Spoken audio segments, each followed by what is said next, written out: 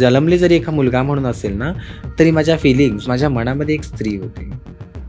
त्यावेळेस सुद्धा माझ्या गुरूंनी मला असं सांगितलं, बाळा त्रास आहे सहन कर, पण तू तुझ्या घरी राहा, आई वडील पुन्हा मिळत नाहीत. उठल्याच्या नंतर मी असं रिअलाईज केलं की माऊ हे तुझं घर नाही आहे. पण नंतर मी आपण विचार केला की माऊ तू समुद्रात उडी मारलीस, थोडंसं तुला डीप जावं लागेल कारण की तुला पोहता येत नाही. टाळी वाजवून शाप दिला की तो शाप लागतोच असं म्हटलं जातं, तर ह्या गोष्टी खऱ्या आहेत का? तुम्ही त्या किन्नराला पैसे मागतानाच बघताय फक्त. कधीतरी त्या किन्नराला विचारलात का सिग्नलवरती किंवा कुठेही रस्त्यावरती, काय की ताई दुपार झाली जेवलीस का? जोपर्यंत ह्या समाजामध्ये जेंडर इक्वेलिटी नाही आहे तोपर्यंत तुम्हाला किन्नर हे वाईटच दिसणार आहेत. की माझे दुःख मी जेव्हा एखाद्याला सांगितलेले आहेत ना, त्या लोकांनी रडून रडून ऐकलेत आणि हसून हसून सांगितलेत. तुमच्यामध्ये यल्लम्मा देवीचं खूप केलं जातं, तर ती सगळी प्रथा काय असते? तुम्ही जेव्हा 2 वेळेस देवाच्या पाया पडाल त्यावेळेस मी असं केलं तरी ओके डन. हे सिस्टम आहे आपल्या पूर्ण आयुष्यामध्ये. असं म्हटलं की 7 जन्म होतात, 7वा जन्म हा प्रत्येक योनीला किन्नर म्हणून जन्माला यावा लागतो. विश्वरत्न डॉक्टर बाबासाहेब आंबेडकरांचे जे संविधान आहे आज त्याच्यामुळे किन्नर समाज का होईना कुठेतरी जगतो आहे. आणखी एक असं ऐकलंय की किन्नरमध्ये कुणी मेलं की त्यांना रात्रीचं नेलं जातं आणि ते पण त्यांना चप्पलने मारून नेलं जातं. ही जी टाळी वाजवण्याची प्रथा आहे आणि एक विशिष्ट प्रकारे तुमच्यात टाळी वाजवली जाते, त्याच्या मागचं रहस्य काय आहे? विशिष्ट प्रकारची टाळी म्हणजे असं त्याच्यामागे असं रहस्य असं काही नाही आहे. पण मग आता तर मी बरेच जण असे मुलांना सुद्धा पाहिले की मुलं सुद्धा समजा आता आम्ही चालत असेल आणि मागून कोणीतरी मुलगा आमच्यासारखी टाळी वाजवून दाखवणार, वाजवतात मुलं सुद्धा ही नॉर्मल टाळी वाजवतात. टाळी हा आमचा आक्रोश आहे. टाळी आम्ही ह्या आक्रोशामध्ये कधी राग आला तर रागात पण आमच्यामध्ये टाळी वाजवली जाते. कधी कधी आम्ही आनंदामध्ये असेल तर आनंदामध्ये पण ही आमच्याकडनं टाळी वाजली जाते. मी असं नाही म्हणते की ही टाळी वाजवतात म्हणून सगळे किन्नरच आहेत म्हणून, हा पण हा टाळी ह्या मागचा प्रकार असा आहे की ह्या मागे आमचा संघर्ष आहे. खरं तर टाळी प्रत्येकाला अशी वाईट वाटते, पण ही वाईट वाटण्यासारखी टाळी नाही आमची, त्यामागे आमचा आक्रोश आहे. तुम्ही जर आम्हाला काही बोलून जाताय किंवा काही समजा मी काही केलं नाहीये, मी चालले आणि तुम्ही मला जर मागून चिडवताय वगैरे, तर मी तुम्हाला चिडवण्यापेक्षा मी 2 ते 4 टाळ्या वाजवल्या तर माणूस घाबरून घाबरतो. सो ती विशिष्ट प्रकारची टाळी त्या गोष्टींसाठी हा आक्रोश आहे की मी टाळी वाजवते कारण की ह्या टाळी वाजवण्याच्या मागे पण हे तुझं कारण आहे, समाजाचं कारण आहे. त्याच्यामुळे असं बाकी काही विशिष्ट असं काही नाही. आजकाल मुलात मी बघितलेत मुलं पण टाळ्या वाजवतात, पण नाही एखाद्या गोष्टीची मिमिक्री करणं चुकीची गोष्ट आहे. जर का आम्ही किन्नर आहोत ती टाळी आमची आहे, तुम्ही मुलं असून टाळी वाजवताय, मुलांचा आक्रोश आहे का तो टाळी? नाही, तो किन्नरांचा आक्रोश आहे टाळी. आणि तुमच्यामध्ये गुरुचेला ही नक्की काय परंपरा आहे? गुरुचेला परंपरा म्हणजे आता जसं की आपल्याला आपलं आयुष्य जगण्यासाठी आई वडिलांची गरज असते.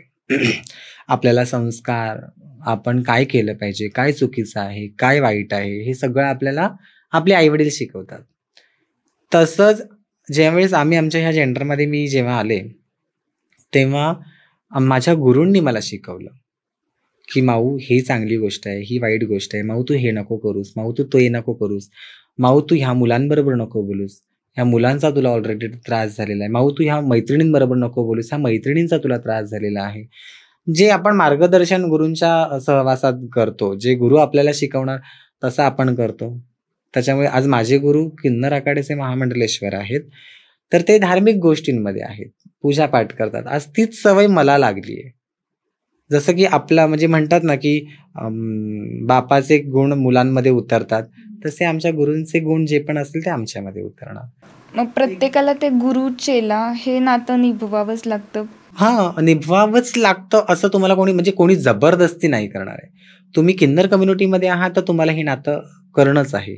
जर का आता बरेच जण असे मी सोशल मीडियावरती पण बघितलेले आहेत की छान छान म्हणजे आर्टिस्ट लोक आहेत, हिरो हिरोईन आहेत, कलाकार आहेत, त्यांची मुलं सुद्धा ॲज अ ट्रान्सजेंडर आहेत. पण मग त्यांना आमच्या कम्युनिटीमध्ये येणं त्यांना एवढं नाही, त्या गोष्टी इम्पॉर्टन्स नाही देत ते.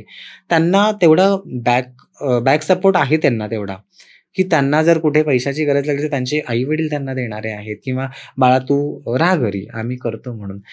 तर आता ही सिच्युएशन तशी आहे. पण आमच्या वेळेस तसं नव्हतं किंवा ज्या मुलांचे आई-वडील एक्सेप्ट नाही करत, ज्या किन्नरांचे आई-वडील एक्सेप्ट नाही करत, त्यांना रस्त्यावरती येऊन राहण्याची जेव्हा वेळ लागते, तेव्हा आपण कुठेतरी आपले आई-वडील शोधतोच ना. मग त्याच्यामुळे प्रत्येकजण आपण आपल्या आवडीनं असं समजा मला माझे गुरु आवडले, मी माझ्या गुरूंमध्ये काहीतरी वेगळेपणा बघितला असेल म्हणून मी त्यांना चॉईस केलं आणि मी त्यांना गुरु केलंय. गुरु शिष्यांना शोधायला येत नाही. शिष्य गुरूंना शोधण्यासाठी जातो आणि शिष्य गुरूंना शोधून मग तो त्यांना गुरु करतो आणि त्यांच्या पावलावरती पाऊल ठेवण्याचा प्रयत्न करतो. त्याच्यामुळे ही परंपरा जी आहे ही आत्तापासूनची नाहीये. ती खूप जुनी परंपरा आहे आमची आणि ती गुरु शिष्य परंपरा मला असं वाटतं की ती पुढे पण चालत राहील. जोपर्यंत हा समाज आम्हाला एक्सेप्ट करत नाहीये ना, तोपर्यंत ती ही गुरु शिष्य परंपरा ही आमची कायमच आहे आणि ती ना मोडणारी आहे. कारण की आम्हाला आमच्या गुरूंचा खूप आदर आहे आणि आम्ही आमच्या गुरूंबद्दल तेवढेच पॉझिटिव्ह आहोत.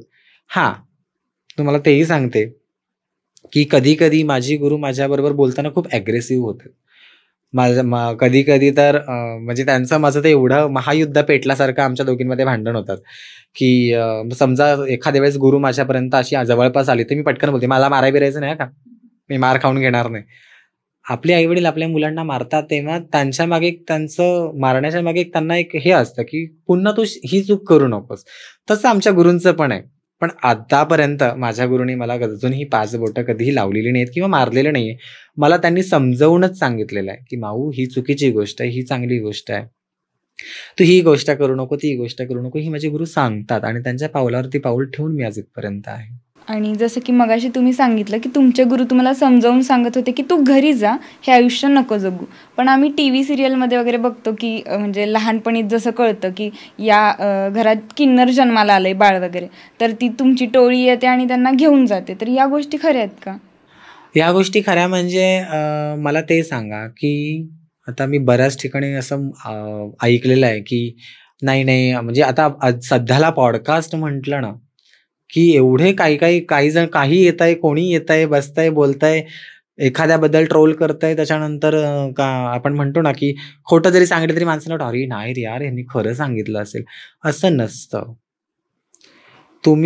मी बरेचसे पॉडकास्ट असे बघितले आहेत, की किन्नरांबद्दल खूप चुकीची माहिती सांगितली गेलेली आहे. ही पूर्णपणे चुकीची गोष्ट आहे. जर का एखादा घरी बाळ जन्माला झालं, तर त्या म्हणजे किन्नर जन्मल्याच्या नंतर जर त्या किन्नरांना त्यांचे आई-वडील सांभाळणार असतील, तर आम्ही त्या किन्नराला का घेऊ? आहे ना? जर का त्या किन्नराचे आई-वडील त्याला सांभाळत नाहीयेत, आम्हाला बोलवलंय, की तुम्ही तुमचा किन्नरा घेऊन जा, तर आम्ही ऑब्व्हियसली घेणार. कारण की आम्हाला माहिती आहे, जर का त्या आई-वडिलांनी त्या किन्नराला सांभाळलं नाही ना, त्या बाळाला सांभाळलं नाही, तर त्याला मारतील, काहीही करतील. त्याला जीवनदान देण्याचं काम आम्ही करतोय. त्याच्यामुळे त्या बाळाला आम्ही घेऊन जातो. आम्हाला इन्व्हाईट केल्याशिवाय आम्ही कुठेही जात नाही. हां, आम्ही बिनबुलाई बाराती कुठे आहोत, जर कोणाच्या घरी लग्न असेल, कोणाच्या घरी बारसं असेल, कुठे बाळ झालं, त्याच्यानंतर कोणाचा हळद असेल, या ठिकाणी आम्ही बिनबुलाई बाराती आहे. तिथे पण गेल्याच्या नंतर आमची जी काही नेक मागण्याची पद्धत आहे, ती आम्ही मागतो आणि जे पण काही आम्हाला मिळतं ₹2-5 ते आम्ही घेऊन निघतो. देणारे आम्हाला देतात. जगदंबा त्यांना भरून-भरून देते, तर भरभरून ती लोकं देतात. आमच्या मनाचं समाधान आम्हाला करून देतात. जबरदस्ती आम्ही करत नाही. आता बऱ्याच ठिकाणी मी असं ऐकलंय, "अरे, किन्नर लोकं खूप जबरदस्ती करतात." नाही. किन्नर लोकं तुमच्या म्हणजे जबरदस्ती करतात. इट मीन्स तुमच्या घरी आल्याच्या नंतर ते असं म्हणजे मी लिटरली असं बघितलंय ना, की किन्नर लोकं दरवाजात आल्याच्यानंतर काही-काही बायकांचे हातपाय कापतात. असं नका करू. हां, तुम्ही हे पण बघा, की ते किन्नर खरंच किन्नर आहेत का? किंवा अजून काही त्यांच्यामध्ये पुरुषाच्या वेशामध्ये एखादी साडी घालून आलेला पुरुष आहे का? ऑब्व्हियसली कळतं. एखाद्या चेहऱ्याकडे बघितल्यावर कळतं, की अरे ही किन्नर असेल म्हणून किंवा ही बाई असेल म्हणून. जर का माझा चेहरा एकदम पुरुषांसारखा दिसतोय, मी एकदम पुरुष आहे, मी साडी घालतीये, तर मला नका घरात घेऊ तुम्ही. मी जर व्यवस्थित दिसतेय, गदमुळी दिसत नाहीये, म्हणजे आत्ताच्या जनरेशनमध्ये सांगतेय मी तुम्हाला, तर तुम्ही मला विचारा ना. आणि जर का मी समजा विशिष्ट ठिकाणी राहते, तर त्या विशिष्ट ठिकाणातले जेवढे पण माणसं असतील मला ओळखणारच आहेत, की अरे आमची माऊताई ह्या ठिकाणी राहते म्हणून. कारण की मी त्या एरियामध्ये जाणार आहे ₹2 मागण्यासाठी. मग मला तिथे ओळखणारच आहेत ना, मग टेन्शन काय? पण मी असं काही बायका बघितल्यात, बापरे! की त्यांना डायरेक्ट हार्ट अटॅक आल्यासारखं. कधी बघितलेच नाहीत किन्नर, असं ती लोकं वागतात. हां, ठीक आहे. असे काही बरेचसे कोइन्सिडन्स असे पण झालेले आहेत, की जे पण पुरुष असतात, नकली वेशामध्ये येतात, त्या लोकांनी जबरदस्ती केलेली आहे, ह्या सगळ्या गोष्टी केल्या. त्याच्यामुळे किन्नरांचं पण नाव खराब होतंय ना. जर का ते किन्नर असते ना, तर त्यांना ऑलरेडी किन्नरांचे आई-वडील किंवा त्यांना घरातल्यांनी एक्सेप्ट केलं नाही. ती लोकं वाट बघतायत, की अरे घरातली माणसं आमच्याबरोबर कधी छान बोलतील. ती लोकं प्रेम बघतायत, की अरे ही ताई आमच्याशी छान बोलते ना. मग नेक्स्ट टाईम येता-जाता रस्त्याने पण ती ताई जर दिसली तर त्या ताईला म्हणणार, "ताई बरी आहेस का?" हे बॉन्डिंग होतं. तुम्ही एखाद्या कुठल्यातरी चांगल्या म्हणजे एखादा तुम्ही समजा कुठेतरी चाललात किंवा एखादा कोणी किन्नर दिसला, तुम्ही त्या किन्नराला पैसे मागतानाच बघताय फक्त. कधीतरी त्या किन्नराला विचारलत का सिग्नलवरती किंवा कुठेही रस्त्यावरती, "काय गं ताई दुपार झाली जेवलीस का?" कोणीच नाही विचारणार. त्यांना हे माहिती आहे, की अरे काय ह्यांना दिवसभर नुसते मागत असतात. दुपारचं जे किन्नर लोकं मागायला जातात ना, कधी-कधी त्यांना जेवण सुद्धा नसतं. पोटाची खळगी भरण्यासाठी दिवसभर जेव्हा उपाशी राहतात, तेव्हा घरी काहीतरी खातात. जर तुम्ही त्या एखाद्या किन्नराबरोबर चांगलं बोललात ना, "काय ताई जेवलीस का गं? काय गं ताई बरी आहेस? अरे खूप छान दिसतेस गं." समोरच्याला असं वाटतं ना, "अरे ही तर मला माझ्या घरच्यासारखी बोलते." सो सेकंड टाईम किंवा थर्ड टाईम जेव्हा तुम्ही समोरून जात असणार ना, तुमचं जरी लक्ष नसेल त्या किन्नरांकडे, तरी सुद्धा ती स्वतःहून हाक मारेल, "ए ताई बरी आहेस का?" हे बॉन्डिंग आहे. आज मी जेव्हा मी चॉलमध्ये राहते. मी जेव्हा घरातून बाहेर निघते ना, तेव्हा माझ्याबरोबर मोठी माणसं आणि पुरुष मंडळी आणि बायका जास्त कोणी बोलत नाहीत. मोजके बोलतात जे मला ओळखतात ते. ज्यांच्याबरोबर मी बोलते किंवा त्या लोकं मला ओळखतात मी त्यांच्याबरोबर. लहान-लहान जी मुलं आहेत ना, माझं लक्ष जरी नसेल तरी पण त्याचं, "अरे माऊताई कुठे चालली?" "हां बाळा मी आले जाऊन." "अरे कुठे होती माऊताई दिसली नाही." हे रिलेशन, हे बॉन्डिंग आहे. तसं तुम्ही जर हे बॉन्डिंग कंटिन्यू केलात ना, तर तुम्हाला कळेल किन्नर नेमकं काय आहे. किन्नर मनाने खूप चांगले आहेत. तुम्हाला फक्त त्यांचा आक्रोश दिसतो. पण किन्नराचं मन तुम्ही जर किन्नराला म्हणजे म्हटलात ना कधी, "ताई अगं मला ना खूप भूक लागली गं, पण माझ्या पैसे नाही." किन्नर त्यांच्या खिशातले काढून देतील. हे नाही विचार करणार की माझ्याकडे आहेत की नाही. त्याच्या खिशातले काढून देणार पैसे. एवढे किन्नर चांगले आहेत. पण मग ह्या समाजामध्ये मी असं म्हणणार नाही हाताची 5ही बोटं सारखी नसतात. एखाद दुसरं वाईट असतं त्याच्यामुळे तुम्ही सगळ्यांना तसं ग्राह्य धरू नका. आता तुम्ही जसं की म्हटलं, की स्त्रियांचे हातपाय कापायला लागतात आम्हाला बघितल्यावर. तर त्याच्या मागे पण एक कारण आहे, की टाळी वाजवून शाप दिला, की तो शाप लागतोच असं म्हटलं जातं. तर ह्या गोष्टी खऱ्या आहेत का? तर त्याच्यामध्ये माझं असं म्हणणं आहे, की समजा मी एक किन्नर आहे. तुम्ही मला उगाचच येता-जाता त्रास देताय. तुम्ही मला मुद्दामून डीच करण्याचा प्रयत्न करताय, की तुम्ही खोडा करताय आणि बाजूला होताय. एकदा सहन करेल, दोनदा सहन करेल, तिसऱ्यांदा सहन करेल. भले 100 वेळा सहन करेन. पण त्याच्यानंतर कुठेतरी असा आक्रोश येतो मनामध्ये, की अरे मी ह्या व्यक्तीला काहीच बोलत नाहीये. हा व्यक्ती मला रोज का बोलतोय? मी ह्या व्यक्तीकडे बघत सुद्धा नाही किंवा ह्या व्यक्तीला मला त्या व्यक्तीशी बोलायचंच नाहीये, तरी सुद्धा हा व्यक्ती मला का त्रास देतोय? हे ऑब्व्हियसली आपल्या मनामध्ये असतं. एखाद्या व्यक्तीला आपण त्रास देतो, त्याने जे अंतःकरणातून मनातून जे शब्द निघतात ना, मग त्यावेळेस तिथे किन्नर असू दे, एखादी स्त्री असू दे किंवा एखादा पुरुष असू दे. जर का अंतःकरणातून आपण एखाद्याला बोलतो ना, की तुझं असंच झालं पाहिजे, तुझं हेच झालं पाहिजे, तर त्यावेळेस ते होतं. त्याच्यामुळे श्राप जे काही किन्नर लोकं देतात, ते किन्नर लोकांचंच खरं होतं असं नाही. जर एखाद्या महिलेला जर कोणी त्रास देत असेल आणि ती जर पटकन सडनली बोलून गेली, तर ते खरं होतं. ते कोइन्सिडन्स म्हणा किंवा काही म्हणा, श्रद्धा किंवा अंधश्रद्धा हा ज्याचा त्याचा प्रश्न आहे. पण ज्यावेळेस किन्नर बोलतात त्यावेळेस होतं खरं. पण मग त्याच्यावरती पण एक म्हणजे असं मला जर कोणी कानाखाली मारले आणि मी पटकन म्हणले, "तुझा सत्यानाश होऊ दे." ये नाही होता. जे पण काय आहे ना, ते खरंच मनापासून जर कोणी मनाच्या अंतःकरणातून तळतळाट जर दिला ना, तर तो तळतळाट लागतो, असं मला तरी वाटतं. त्याच्यामुळे किन्नर जे काही श्राप देतात, तर तो लागतो की नाही हा ज्याचा त्याचा वैयक्तिक प्रश्न. किंवा आशीर्वाद सुद्धा, जसं की आता बाळ जन्मलं की किन्नरांचा आशीर्वाद घेण्यासाठी त्यांना बोलवलं जातं वगैरे. मग ह्या खरंच होतं का? जसं की तुम्हाला माहिती असेलच, की किन्नर हे आत्ताची श्रेणी नाही ना, ही देवलोकातून आम्ही किन्नर लोकांची जी काही आमची श्रेणी आहे ती तेव्हापासूनची आहे. किन्नरांना एक देवाचं रूप मानलं जातं, है ना. किन्नरांना देवाचं रूप मानलं जातं. त्यांचं एक प्रतीक म्हणून आपण म्हणजे नॉर्मली जे आपली समाज आहे ते किन्नराला बोलवून त्यांना त्यांचा आशीर्वाद घ्यायला सांगतात. म्हणजे ज्यावेळेस आपण तुम्ही जेव्हा 2 वेळेस देवाच्या पाया पडाल त्यावेळेस मी असं केलं तरी ओके डन. ही सिस्टम आहे. म्हणजे ही सिस्टम आहे देवाचं आणि आमचं जे कनेक्शन आहे ना ते जरा जास्त क्लोज आहे. कारण की ज्यावेळेस कोणाचं कोण नसतं ना, म्हणजे असं माझं समजा तर मी आहे, माझं कोणीच नाही दुनियेत, तर माझं देव आहे. मानलं तर देव आहे, नाही तर दगड आहे. त्याच्यामुळे मानणारे असं पण म्हणतात, की ठीक आहे बाबा त्यांना आपल्या घरी बोलवा. तसं तर तुम्हाला खरं सांगू तर ताई, किन्नरांना कोणीही आदराने घरी आमंत्रण देत नाही, की तुम्ही या आमच्या घरी बाळ झालंय आणि मग बधाई घ्या. कोणीच नाही घेत. आम्ही बिनबुलाई मेहमान आहे, आम्हाला जावं लागतं. त्याच्यामुळे हां, काही जण आहेत आत्ताच्या जनरेशनमध्ये, की काही लोकं आम्हाला आदरातिथ्याने बोलवतात. आम्ही जातो. आमचे जे पण काही दक्षिणा असेल ती लोकं देतात. आम्ही घेतो. नमस्कार करून आशीर्वाद देऊन निघून येतो. आणि काही लोकांचा असा पण समज आहे की ते जबरदस्तीच आपल्याकडे पैसे मागत राहतात वगैरे. तर ह्या गोष्टी काही खऱ्या आहेत का? ताई कसं आहे माहिती आहे का, आता मी असं नाही म्हणणार, की ही गोष्ट खोटी आहे म्हणून. नाही का बघा, हाताची 5ही बोटं सारखी नाहीयेत. तसं प्रत्येक किन्नर सुद्धा सारखं नाहीये.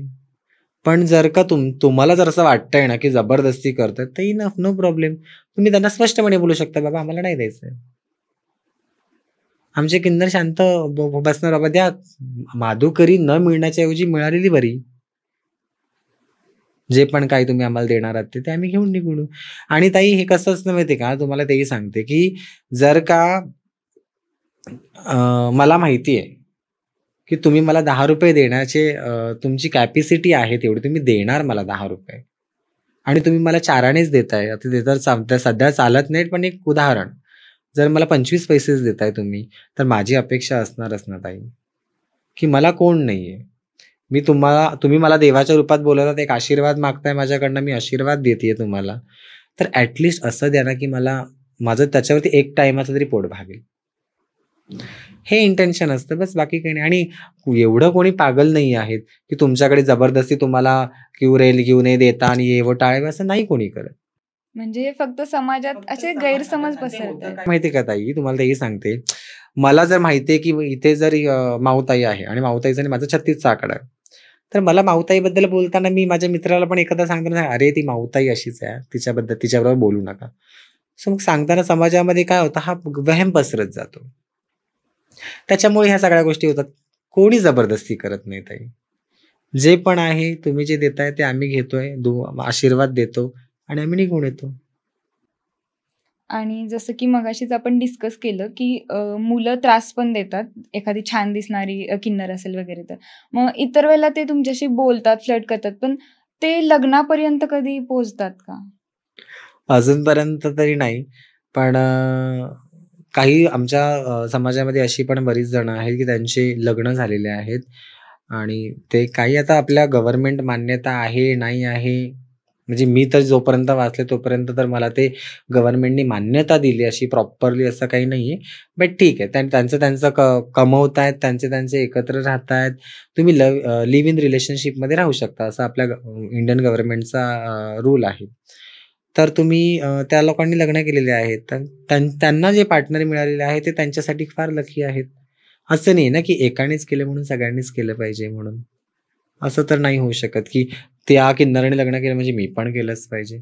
मला नाही वाटत. मला अजूनही कोणत्याही मुलांवरती ट्रस्ट नाहीये, की हा मुलगा लग्नापर्यंत एखाद्या किन्नराला सपोर्ट करू शकतो म्हणून.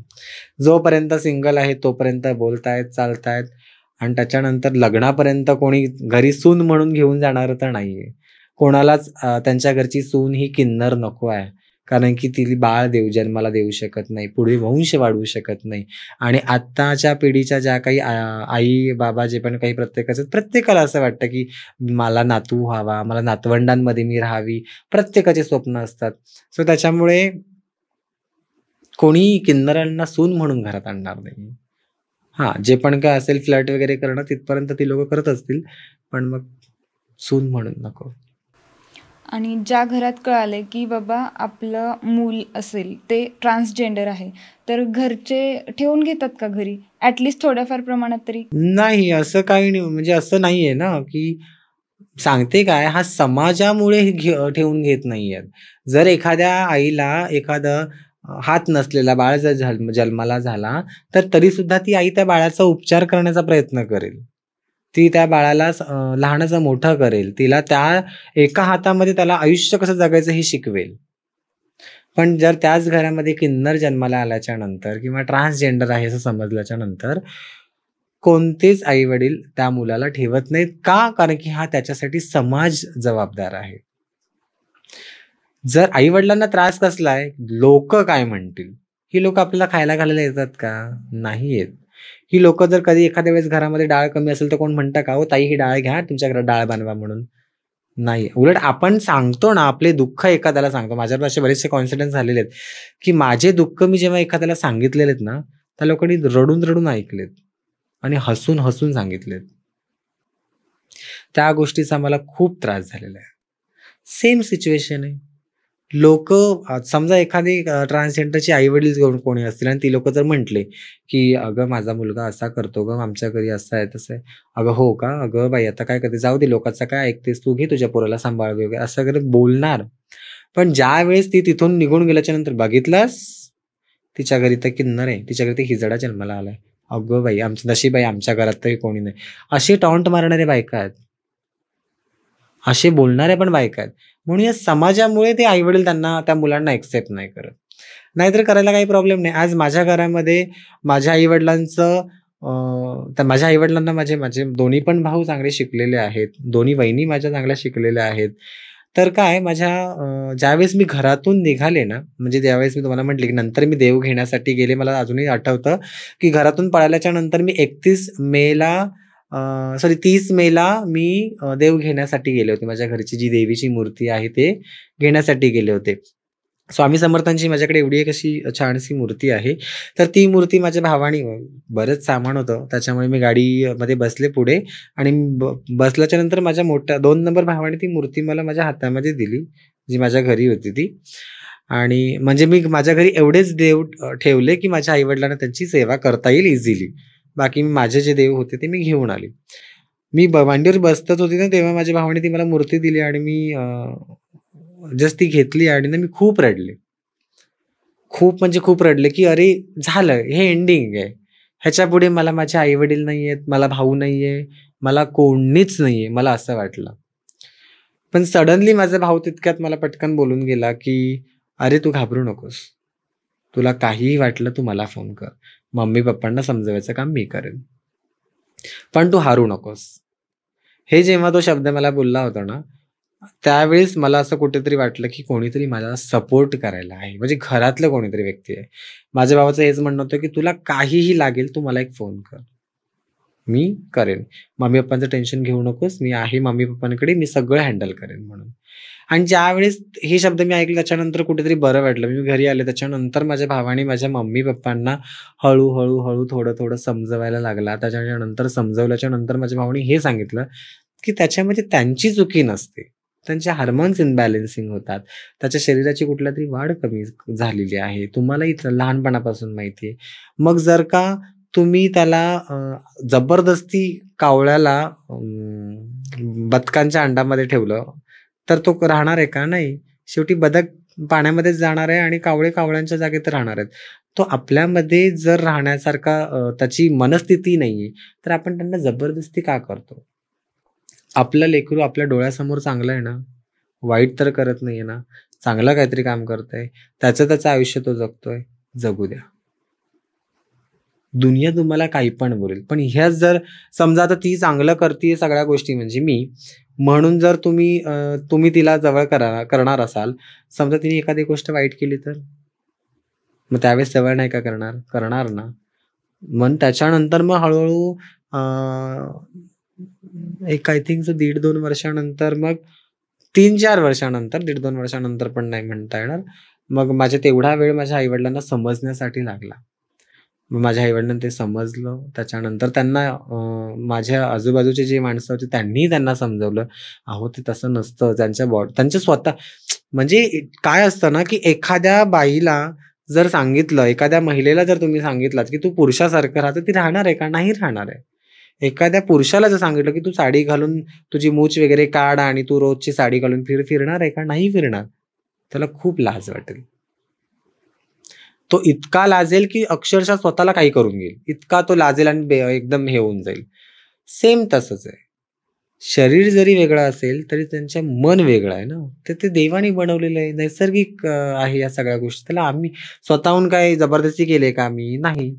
मग त्याला समजून घ्या. मग हळू मम्मीचा मला एकदा फोन आला. त्याच्यानंतर मम्मी-पप्पांबरोबर बोलणं चालू झालं. मग मला अजूनही आठवतं 14 जानेवारीला मकर संक्रांतीच्या दिवशी मी माझ्या घरी पहिल्यांदा गेले होते. ब्लॅक कलरची साडी घातली होती पैठणी आणि माझ्या घरी हळदी-कुंकू होतं. त्या हळदी-कुंकवासाठी मम्मीने मला बोलली, की "ठीक आहे, आता बस झालं. तू घरी येत नाहीयेस, तू घरी ये." आणि त्या हळदी-कुंकवाच्या दिवशी मी त्याच घरामध्ये पुन्हा ते सगळं फील करत म्हणजे थोडंसं सगळं म्हणजे म्हणतात, "अरे, ही गोष्ट पुन्हा मिळाली आपल्याला." ठीक आहे, मी माझं आयुष्य जगता हे आयुष्य जगू शकते. ते सगळं फील करत मी माझ्या घरी गेले. हळदी-कुंकवाचा समारंभ झाला आणि त्याच्यानंतर संध्याकाळी मी जेवण जेवले. मग तेव्हा आजूबाजूच्या लोकांच्या काय रिॲक्शन होत्या? आजूबाजूच्या लोकांच्या रिएक्शन्स असं काही वेगळं नाही. "अरे वाह! छान, खूप बरं वाटलं तू आलीस आणि मग काय झालं तू आलीस तर? म्हणजे तुझं हे घर आहे, तू ये, तुला कोण काय बोलणार आहे का? तुला जर कोणी बिल्डिंगमध्ये जर कोणी बोललं, तर आम्ही आहोत त्याच्यासाठी." ह्या सगळ्या गोष्टी म्हणजे आजूबाजूवाल्यांनी पण मला सपोर्ट फार छान केला, नाही असं नाही. तुमच्यामध्ये यल्लम्मा देवीचं खूप केलं जातं, तर ती सगळी प्रथा काय असते? यल्लम्मा देवी ही जमदग्नी ऋषींची पत्नी आहे. नाही ना, म्हणजे यल्लम्मा देवी हा पार्वतीचाच अवतार आहे. प्रत्येक देवी ही पार्वतीचाच अवतार आहे. आपल्या महाराष्ट्रामध्ये जोगती संप्रदाय आहे.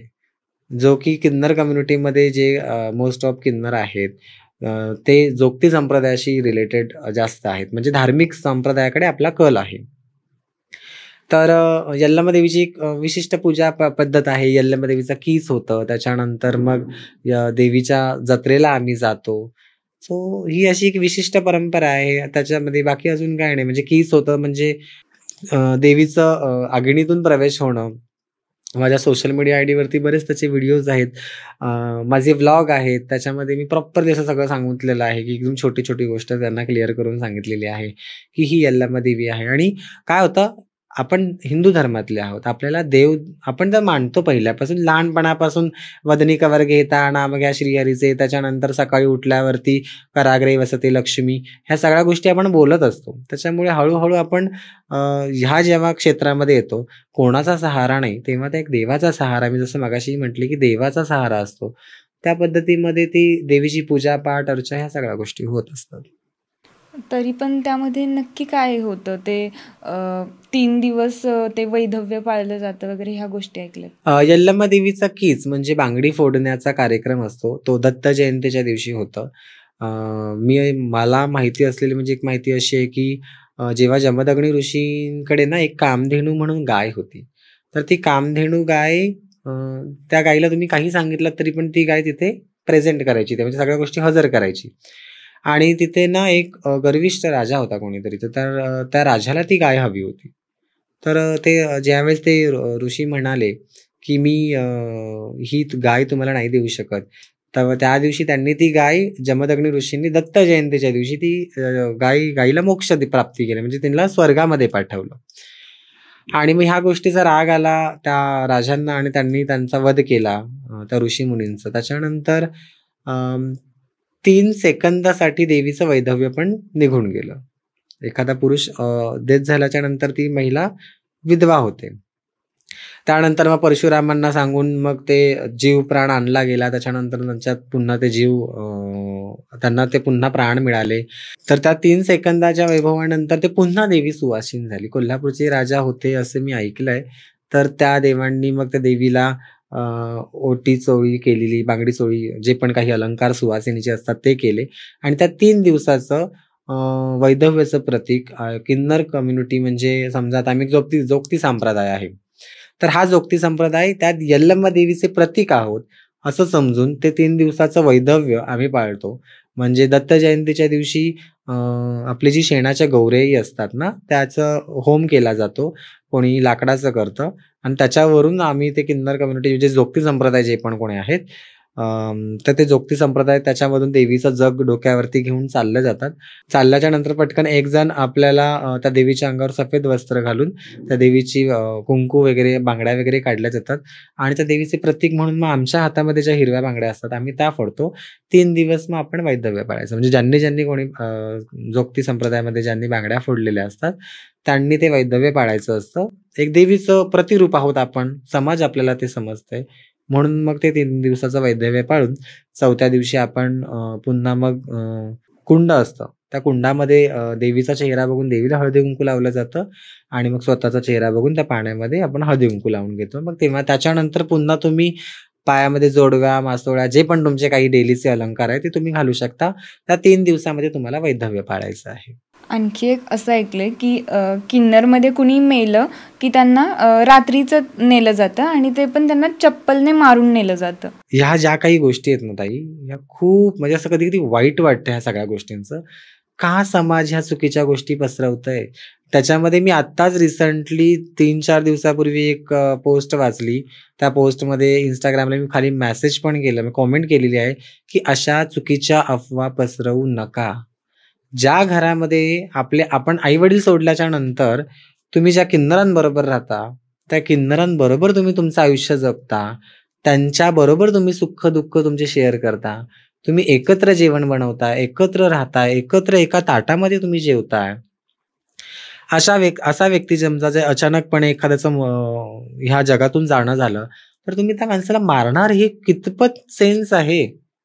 अरे, जर कुत्र्याचं लहान पिल्लू जरी कोणी मेलं ना, तरी सुद्धा त्याला आपण जमिनीमध्ये गाडताना जर आपल्याकडे ते पाळलेला कुत्रा जर असेल, त्याला सुद्धा जर जमिनीमध्ये आपण पुरत असेल, त्यावेळेस सुद्धा माणसं रडतात. पण त्याला कोण चपलीने नाही मारणार, की "अरे, तू पुढच्या वेळेस कुत्रा नको बनूस, चांगला माणूस बनून माझा भाऊ बनू नये, माझी मुलगी बनू नये." असं नाही म्हणत आपण. जे विधिलिखित आहे त्यांचा पुढचा जन्म काय आहे ते होणार आहे. किन्नराला चपलीने मारण्याचं कोणी एवढं तरी मूर्ख नाही. कॉमन सेन्स नावाची गोष्ट आहे आपल्याकडे. जर आपण एखाद्या व्यक्तीबरोबर कंटिन्यू राहतोय, तर ते होणार आहे का? मी तुम्हाला एक सांगते. समजा तुमची एखादी मैत्रीण आहे. तुमच्याच जेंडरची आहे. ती एक मुलगीच आहे. ती जर मेल्याच्या नंतर म्हणजे असं व्हावं नाही, sorry, I am really just एक पार्ट ऑफ ह्या गोष्टींबद्दल सांगते मी. XYZ कोणी पण तुमची एक मैत्रीण असेल आणि तिचं समजा अकस्मात ह्या सगळ्या काही गोष्टी झाल्या आणि तुमच्या महिला वर्गांमध्ये चप्पल मारण्याची प्रथा आहे, असं जर कोणी तुम्हाला म्हटलं, तर किती आक्रोश होईल तुमचा?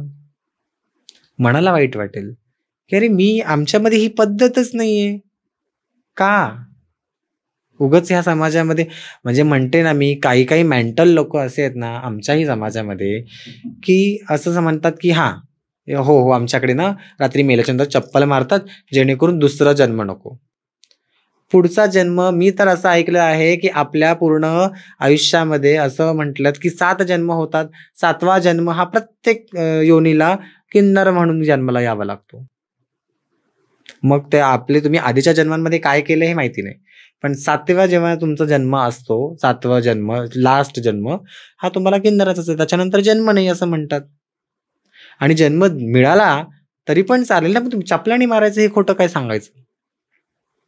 आमच्या किन्नर कम्युनिटीमध्ये रात्रीचं तुम्हाला एखादा समजा असं मिरवणूक दिसत असेल, या सगळ्या गोष्टी दिसत असेल, आमच्याकडे पूजा करण्याचे ते विधी आहेत. आम्ही आमच्या देवीची पूजा अर्चा जे काही करतो, बहुचर माता आमची किन्नरांची जी देवता मानली जाते, यल्लम्मा देवी, अशा बऱ्याच देवी आहेत आमच्या किन्नर समाजामध्ये. तर त्या देवींची पूजा करत असताना जेव्हा आमच्या ते देवीची दुधाच्या कळशा जेव्हा निघतात, काही कळशा आम्ही रात्रीच्या काढतो, काही म्हणजे प्रत्येक पूजेचं वेगवेगळं महत्त्व आहे ना. ज्यावेळेस त्या पूजांचे जे आम्ही कळशा घेऊन जातो, त्या रात्रीच्या घराच्या बाहेर निघतात. Instagramला सगळ्यांच्या स्टोऱ्या आहेत. त्याच्यामध्ये नेमकं होतं काय माहिती का? ती कळशी डोक्यावर 2 जणांनी दोन्ही साईडला पकडलेलं आहे आणि त्या पूजेमध्ये आमचं थोडंसं चेहरा म्हणजे झाकलेला असतो. प्रत्येकाला असं वाटतं की अरे मयत-बीत चाललंय का काय? पण तसं नाहीये. तुम्ही बघा ते स्वतःहून चालतायत. मी तर असं ऐकलं होतं की दोन्ही साईडला 2 जेव्हा किन्नर उभे राहतात, ते एक-एक पाय त्यांच्या पायाला बांधतात, त्यांचा हात आपल्या हाताला बांधतात आणि ते जसे चालतील तसं ते मुडतात. Common sense. इतकं कोणी मुडदा स्ट्रेट राहणार आहे का मेल्याच्या नंतर? की तुमच्या पायाच्या वरती पाय तुम्ही देऊ शकता. माणसाने थोडंसं कॉमन सेन्स नावाची पण गोष्ट आहे ना, की ह्या गोष्टींचा पण विचार केला पाहिजे. नाही चुकीच्या अफवा पसरवल्या पाहिजेत. असं काहीच नसतं. हां, मी हे म्हणेन, मला काही कोणावरती एलिगेशन्स लावायचे नाहीयेत किंवा तुम्ही चुकीचं केलंय आणि त्याच्यामुळे हे सगळं. पण मला असं आठवतं, की आपल्याकडे एक पिक्चर आला होता मराठी मूव्ही. त्या मराठी चित्रपटामध्ये ते दाखवलं गेलेलं आहे. की त्यांच्यामधले जे मेन असतात ते ऑफ झाल्याच्या नंतर मग एक रात्रीची बाई येते, ज्या गावातली जी मेन आजीबाई असतात त्या येतात आणि मग त्या चपलीने मारतात आणि त्या बांगड्या फोडतात. बांगड्या प्रत्येकाच्याच फोडत नाहीयेत. नवरा गेल्याच्या नंतर बाईच्या बांगड्या फोडल्या जातात. ती किन्नर जर समजा माझे गुरु आहेत. आता मी माझ्या गुरूंना माझे आई, वडील, बाप, भाऊ, बहीण, माझा मालक सगळं आम्ही म्हणतो त्यांना. आहे ना? हां, मी कधी-कधी त्यांच्यावर भांडते ती वेगळी गोष्ट, पण मग मनापासून अंतःकरणातून सगळ्या गोष्टी मानणं फार गरजेचं आहे. आहे ना? तर जर का समजा काही झालंच, असं व्हावं तर नाही. माझ्या गुरुलाही माझं आयुष्य लागावं, 100 वर्ष अजून जगावेत ते. पण समजा मी आहे किंवा माझे शिष्य आहेत, तर मला जर काही झालं तर माझे शिष्य मी त्यांची मेन मालक आहे, माझ्या शिष्यांची. तर म्हणून मग ते बांगड्या फोडतील. ते चपलीने मारू शकतात का मला? नाही मारू शकत. सो हा एक समाजामध्ये भ्रम आहे, की तुम्ही चपलीने मारतात किंवा ह्या सगळ्या गोष्टी चुकीचं दाखवतात. सोशल मीडियावरती मी म्हणते ना, कधी-कधी सोशल मीडियावरती खूप चांगलं दाखवलं जातं, कधी-कधी खूप वाईटही दाखवलं जातं. म्हणजे हे बेसिकली सोशल मीडिया असो किंवा ही प्रसार माध्यमं आहेत, त्याच्यामधून हे चुकीच्या मिसकन्सेप्शन सगळीकडे पसरत चाललेले आहेत. बरोबर. ह्याच्यामध्ये असं होतं ना, जसं मी म्हटलं, की तुम्ही जेवढं हाय लेव्हलला जाणार तेवढं दणकन खाली पण पडू शकता. हे सोशल मीडिया आहे. इथे प्रत्येक पाऊल तुम्हाला सांभाळून दक्षतेनेच टाकायचंय. तुम्ही घरी जे आहात ना, तुमची रिअॅलिटी दाखवा. तुम्ही घरी एकदम अग्रेसिव्ह आहात आणि एकमेकांना काही पण बोलताय आणि ऑल जेंडरसाठी मी हे बोलतेय, की तुम्ही कसेही वागताय घरामध्ये गेल्याच्या नंतर आणि तुम्ही कॅमेऱ्याच्या समोर आल्याच्या नंतर नमस्कार, कसे आहात? मी आज हे जेवली ते. असं नका करू. तुम्ही जे घरी आहात तेच दाखवा. समाजाला जेव्हा तुम्हाला कळेल ना, समाजाला की अरे ही घरी अशीच असते ना, म्हणून ती इथे पण अशी आहे. त्यावेळेस समाज तुम्हाला ॲक्सेप्ट करेल. नाहीतर पडद्याच्या आतमध्ये एकदम विचित्र चेहरा आणि पडद्याच्या समोर आल्यावरती स्माईल द्यावी, चुकीची गोष्ट आहे. हां, माणसाच्या मनामध्ये दुःख असेल ना, तर माणसाने चेहरा हसरा ठेवावा. मला ती घाण सवय आहे. माझ्या मनात किती पण दुःख असेल ना, म्हणजे सडनली माझ्या आयुष्यामध्ये असे पण दिवस येऊन गेलेले आहेत, की मी अक्षरशः ब्लँकेटमध्ये रडलेली आहे. मी माझं आयुष्य संपवावं असा सुद्धा मी विचार केलेला आहे. पण त्या सगळ्यातून निघून जेव्हा मला सडनली असं कोणी भेटलं ना, त्यावेळेस मला जर कोणी भेटलं तर मग मी, "हां, कसे आहात तुम्ही?" सडनली मला असं कोणी म्हणणार नाही, की "तू स्ट्रेसमध्ये आहेस" म्हणून. हे 2 मुखवटे तुम्हाला ठेवा ना. पण जे रिअॅलिटीमध्ये तुम्ही जे पण काही करता ना, ते समाजासमोर येऊ द्या. ते कॅमेऱ्यासमोर येऊ द्या. जर तुम्ही रिअॅलिटी कॅमेऱ्यासमोर दाखवली ना, तर तुम्हाला ही सोशल मीडिया त्रासदायक नाही आहे. नॉर्मल आहे. म्हणजे तुम्ही मनात एक आणि बोलणार एक, ही गलत बात आहे फिर. तर आमचे बरेच काही म्हणजे माझे स्पेशली जे काही प्रश्न होते त्याची पूर्ण समाधानकारक उत्तरं तुम्ही दिलेली आहेत, त्याबद्दल तर थँक्यूच. बट तुम्हाला या समाजाला आणखी काय मेसेज द्यायचा आहे किंवा त्यांच्यापर्यंत तुमचं काय म्हणणं पोहोचवायचं आहे? समाजाला मी हेच म्हणेन, की जर का तुम्ही समाजामध्ये जर जेंडर इक्वॅलिटी ठेवलात, तर आपल्याला हे समाज आम्हालाही जगण्यासाठी फारच सोपं पडेल.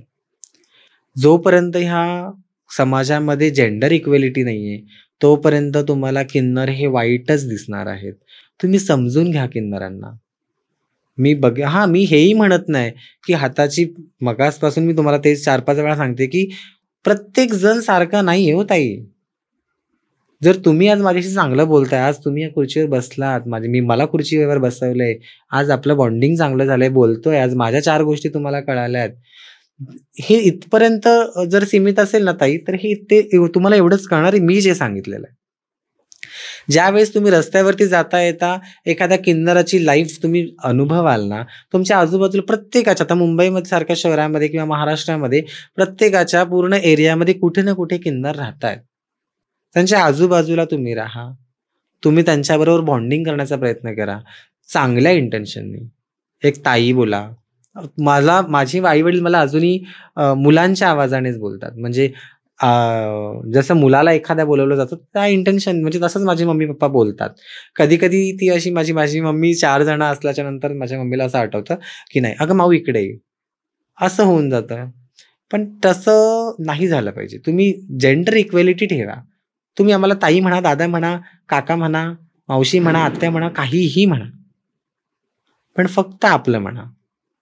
हे समाजाला सांगणं आहे. म्हणजे जर एखादा समजा किन्नर त्रास देतोय किंवा काय करतोय, तुम्ही त्याच्या कोणी ज्यांचे गुरु असतील, तुम्ही त्यांना सांगा, की "अहो हे असं आहे." तुम्ही समजून घेण्याचा प्रयत्न करा. जर का ह्या समाजाने आम्हाला समजून घेण्याचा प्रयत्न केला, तर आज आम्हाला ह्या समाजामध्ये कोणत्याच गोष्टीची कमी नाही. आता सध्याच्या ह्याच्यामध्ये आम्हाला डॉक्टरची फॅसिलिटी नाहीये. काम करा म्हणताय. 15-16 कॅन्डिडेट्स उभे केले होते पोलीस भरतीसाठी. गव्हर्नमेंटने काय केलं?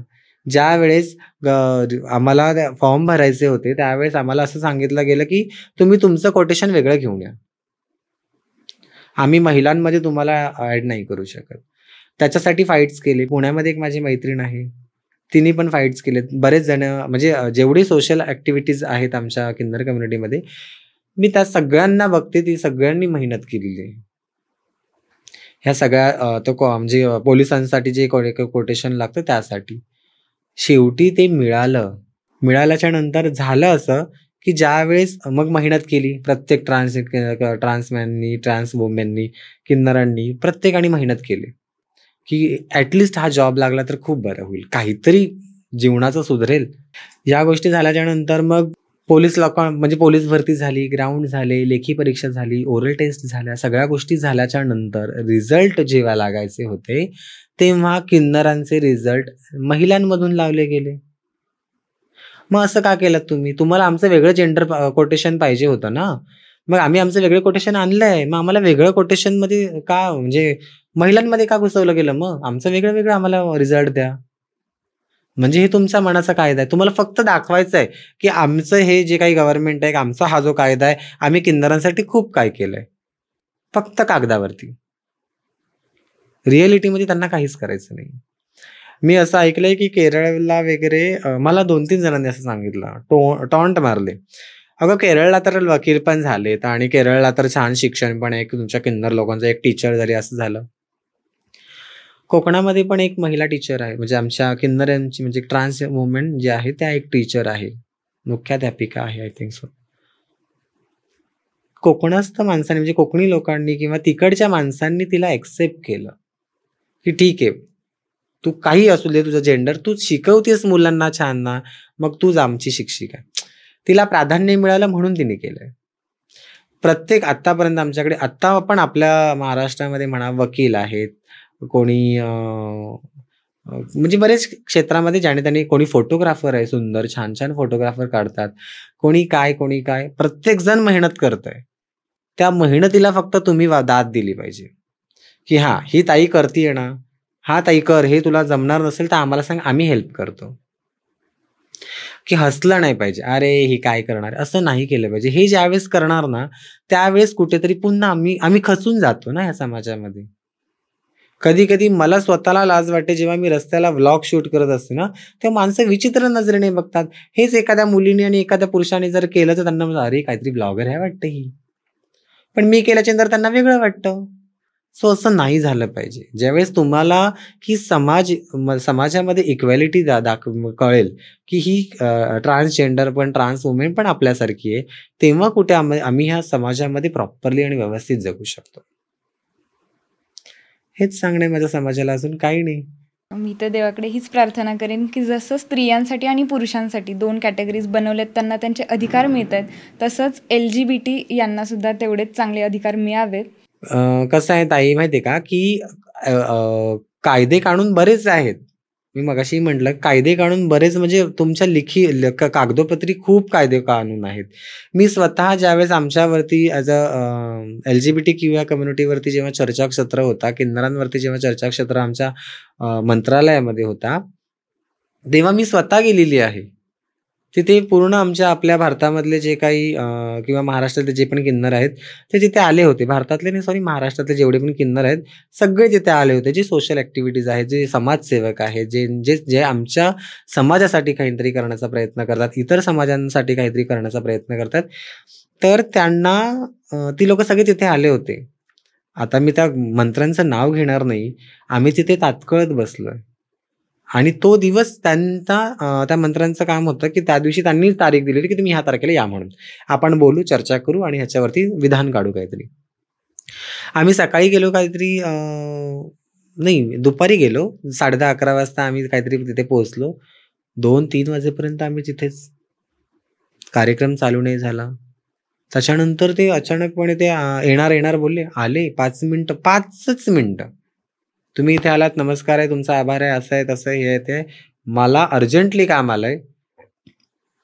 मी थोडंसं बाहेर जाऊन येतो. तुम्ही तोपर्यंत जेवून घ्या. जेवणासाठी गेलो होतो आम्ही मंत्रालयात. जर असणारे आता जे काही मंत्री जे पण काही जे काही पदाधिकारी आहेत, तेच जर आमच्या कोणत्या प्रश्नाची दाद घेत नाहीयेत, तर मग आम्ही किती फाईट्स करणार? आमच्याकडे वोटर आयडी नव्हते. वोटर आयडीसाठी आम्ही मेहनत केलेली आहे. स्वतः आम्हाला ह्या समाजामध्ये, आपल्या भारतामध्ये किन्नर म्हणजे कोण हे आम्हाला माहीतच नाही. असं जेव्हा सांगितलं गेलं, तेव्हा ट्रान्सजेंडर ॲक्ट जेव्हा, म्हणजे गव्हर्नमेंटने सांगितलं, की हां, तुम्ही एक ट्रान्सजेंडर आहात. ते पण एका बेसवरती, फक्त आणि फक्त आपल्या भारताच्या संविधानावरती. विश्वरत्न डॉक्टर बाबासाहेब आंबेडकरांचे जे संविधान आहे, आज त्याच्यामुळे किन्नर समाज का होईना कुठेतरी जगतो आहे. त्यांना स्वतःचं जगण्याचं आणि स्वतःचं एक नाव मिळालं आहे. संविधानामध्ये जसं की एक वाक्य आपलं ते, "मी या भारताचा नागरिक आहे." मी आहे ना, तो एकच वाक्य, म्हणजे त्यांनी एवढे मोठं जे आपली जेंडर इक्वेलिटीची जे पण आपलं क्वेश्चन्स आहेत, बरेच जणांना जे पडलेले असतात, तर त्यांनी एका साध्या सोप्या भाषेमध्ये सांगितलेलं आहे, "मी या भारताचा नागरिक आहे." हो, मग मी पण या भारताची नागरिक आहे. मी आउट ऑफ इंडियामधून तर नाही आली इथे इंडियामध्ये, आणि मी इथे आल्याच्यानंतर किन्नर नाही बनलेली. या भारताचीच नागरिक आहे मी. त्याच्यामुळे मला या भारतानेच त्याच्यानंतर मग ते मला एक अधिकार मिळाला, की हां, तुम्ही एक ट्रान्सजेंडर आहात. ते एक काम झालंय. त्याच्यानंतर अजूनपर्यंत कुठलंही काम महाराष्ट्रामध्ये कोणत्याही, आता मुंबईला सुद्धा होमगार्डमध्ये आमचे ट्रान्सजेंडर आहेत. त्यांना ते नको आहेत. मी कालच माझी एक मैत्रीण आहे, म्हणजे मी त्यांच्याशी बोलत नाही त्या दीदींबरोबर. पण त्यांची ती व्हिडिओ बघितली, त्याच्यामध्ये त्या म्हणत होत्या, की आपल्या महाराष्ट्राला आम्ही होमगार्ड म्हणून नको आहे. त्यांना त्रास दिला जातो, सगळ्या गोष्टी केल्या जातात. असं केलं तर हा समाज एकत्र नाही होणार आहे. शेवटी किन्नरांचा आक्रोश टाळी वाजतच राहणार आहे मग. धन्यवाद, आज तुम्ही इथे आलात आणि एवढं छान आम्हाला सगळ्या गोष्टी समजावून पण सांगितल्या. जे काही गैरसमज होते तेही आमचे दूर झालेले आहेत आणि आय होप या पॉडकास्टच्या माध्यमातून बऱ्याच प्रेक्षकांचे सुद्धा हे गैरसमज दूर झालेले असतील.